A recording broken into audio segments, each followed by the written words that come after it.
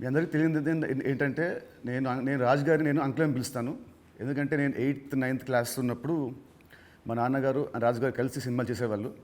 అలా చేసిన ఒక సినిమా తొలి ప్రేమ. సో అప్పుడు సినిమా రిలీజ్ అయిన ఫస్ట్ డే హిట్ తర్వాత మా అందరము ట్రైన్లో వెళ్ళాము తిరుపతి. అప్పుడు అక్కడ మా ఇద్దరు కొంచెం బాండ్ ఏర్పడింది. ఆ తర్వాత వచ్చాక నేను కాలేజ్ బంక్ కొట్టినప్పుడల్లా నేను ఇలాగే దొరికిపోతుండేవాడిని. ఒక ఇన్సిడెంట్ ఇంకా నాకు బాగా గుర్తుంది. సంజయ్ థియేటర్ బయట రోడ్లో మీరు ఇటు సైడ్ వస్తున్నారు కార్లో, నేను ఇటు సైడ్ ఒక బైక్లో వెళ్తున్నాను. సినిమాలో ఒక హీరో హీరోయిన్ చూసినట్టు లుక్స్, అంత బిజీ రోడ్లో ట్రాఫిక్లో మీరు నన్ను చూడడం, నేను మిమ్మల్ని చూడడము చూసి నేను భయపడిపోయి మీకు కాల్ చేసి అంకుల్ ఇంట్లో చెప్పకుండా చెప్పడము, థ్యాంక్ యూ మీ ఇంట్లో చెప్పలేదు, మీరు చెప్పుంటే అప్పుడు నాకు పగిలిపోయి ఉండేది. సో అది మా ఇద్దరి మధ్య ఉండే బంధం. సో ఆ తర్వాత కలిసి నేను హీరో అయ్యాను, తను ప్రొడ్యూసర్ అయ్యాడు. అండ్ అంకుల్ ఫస్ట్ మీ ఇండస్ట్రీకి వచ్చింది నాకు గుర్తున్నంత వరకు మీరు హీరో అవుదాం వచ్చారంట, కరెక్టా కాదా? ఒక సినిమా స్టార్ట్ కూడా అయింది, మధ్యలో అయిపోయింది.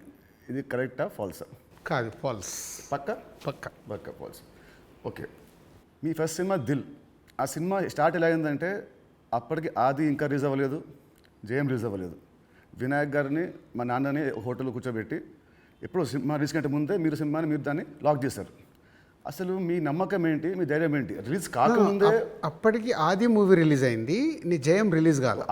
అప్పటికి ఆది రిలీజ్ అయ్యి వినయ్ నేను బేగంపేట సైడ్ వెళ్తున్నాము, నీ జయం పోస్టర్స్ ఉన్నాయి. ఓకే. సో జయం పోస్టర్ చూసి అన్నాక ఎవరి కుర్రాడు భలే ఉన్నాడంటే మా సుధాకర్ రెడ్డి కొడుకు జయం సినిమాతో లాంచ్ అవుతుండే, భలే ఉన్నాడన్నా, నీ సినిమా అయినతో చేద్దామా అన్నాడు.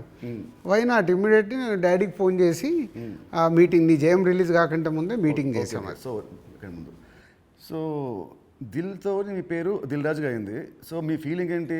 వినాయక్ గారు మేము మీకు ఇచ్చాం మా పేరు, లేదంటే మీ డబ్బులు పెట్టి మీరు మాకు హిట్ ఇచ్చారు కాబట్టి సొంత పేరు మీరు పెట్టుకున్నారా?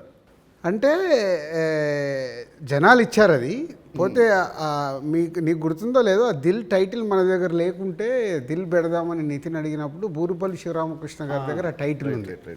నేను వెళ్ళి అడిగి ఆ టైటిల్ తీసుకొచ్చాను, మాకు ఈ సినిమా బాగుంటుందండి అని. So thanks to Burupalli Sivaramakrishna గారు, ఆ టైటిల్ ఇవ్వడం వల్ల అది దిల్ రాజు అనేది బ్రాండ్ అయిపోయింది, ట్యాగ్ అయిపోయింది. సో ఇప్పుడు మీరు ఎస్విసితో పాటు లార్వేన్ ఏ company, Dil Raju productions, Dil Raju dreams, ఇలా మీ బయోపిక్ తగ్గట్టు కంటెంట్ని బాగా గట్టిగా నేస్తున్నారు. So next Dil Raju directs అని చూడొచ్చా? లేదు. ఎందుకు? ప్రస్తుతానికి లేదు. సినిమా మీకు కెమెరా తెలుసు, మీకు నాలెడ్జ్ ఉంది, ఎడిటింగ్ తెలుసు, అన్నీ తెలుసు, మీకు ఎందుకు తీయట్లేదు? సో నాకు డైరెక్షన్ చెయ్యాలని ఎప్పుడు ఆలోచన రాలేదు. యాక్చువల్ వివి వినాయక్ ఆ బొమ్మరిల్ అయిన తర్వాత నాకు సజెస్ట్ చేశాడు, అన్న నువ్వు డైరెక్షన్ చేసేయగలుగుతావు, చెయ్యు అని. లేదు వినయ్ అని. లేదు నేను చెప్తున్నా కదా విను, వివి రాజేంద్ర ప్రసాద్ గారు లేక నువ్వు డైరెక్షన్ చేయగలుగుతావు, నువ్వు చెయ్యు అని. బట్ ఎప్పుడు ఆ సైడ్ నాకు డైరెక్షన్ చేయాలని ఆలోచన కలగలేదు. సో మీ బయోపిక్ తీసే ఇప్పుడు మీకు ఏమైనా ప్లాన్స్ ఉన్నాయా? ఎప్పుడన్నా ఆఫ్టర్ 5 years 10 years? నా బయోపిక్ నేను తీయలేను కదా, ఎవరైనా తీస్తారేమో. సరే, ఎవరు తీస్తే దాంట్లో అంత ఉంటుందా, ఆ కంటెంట్ ఉంటుందా? డెఫినెట్గా. అంటే ఇట్స్ బిగ్ జర్నీ కదా నాది. ఇప్పుడు ఫిలిం ఇండస్ట్రీ 94 వచ్చాను, 94కి వచ్చిన తర్వాత ఇప్పుడు ఆల్మోస్ట్ 30 years ప్లస్. ఎన్నో అప్ అండ్ డౌన్ చూశాను, ఎన్నో అన్నీ చూసుకుంటూ వచ్చాను. సో బయోపిక్ చేస్తే దానికి ఏ హీరో అయితే బాగుంటుంది? బట్ నాకు బాగా ఫేస్ మ్యాచ్ అయ్యేది నువ్వు ఒకటే.